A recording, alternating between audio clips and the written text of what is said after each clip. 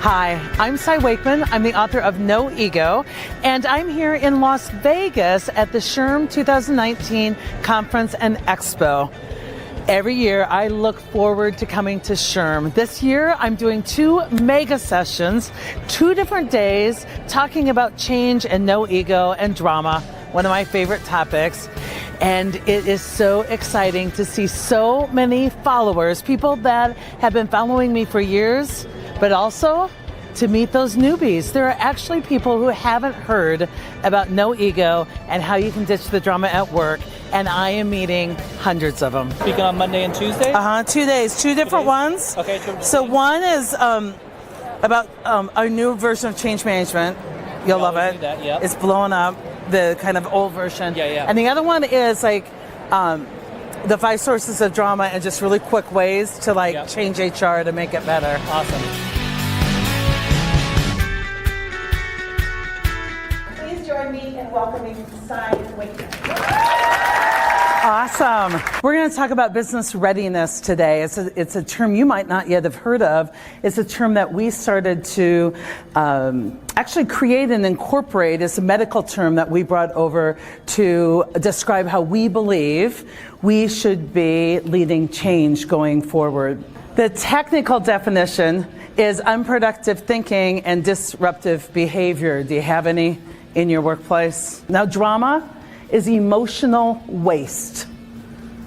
How do you get rid of waste in the workplace? With better processes. How do you get rid of emotional waste? With better mental processes. When I came in to leadership from my past role as a therapist, I realized that much of what we're preaching in HR and leadership is actually poor mental processes.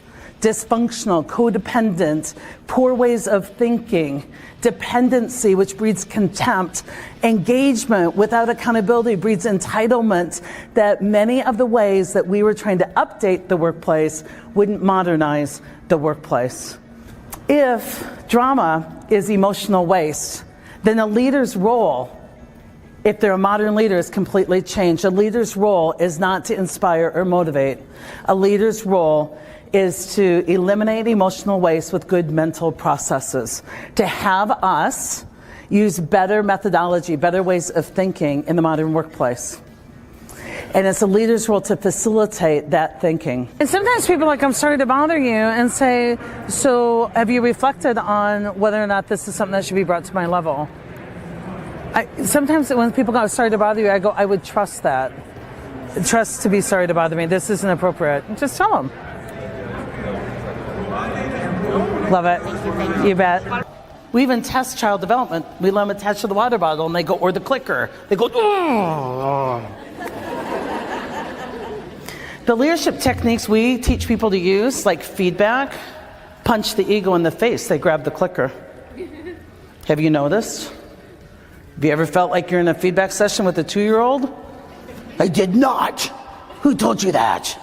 I want names. The stuff I do only because I want to live peacefully as a leader is I don't go near that ego. I bypass it. Do you want the water bottle? What would great look like if you were great right now? They can't vent and self-reflect at the same time. It's higher conscious, effortless leadership. This is important stuff. Because if you understand how people's brains work, you'll understand how often we are not operating in accordance to the evidence of what we know about human behavior. Asking questions for self-reflection is the main role of a leader. Our current change management approach coddles people. Evolution doesn't favor the species that was protected. Evolution favors the species that was exposed to reality and supported while they were resilient and adapted.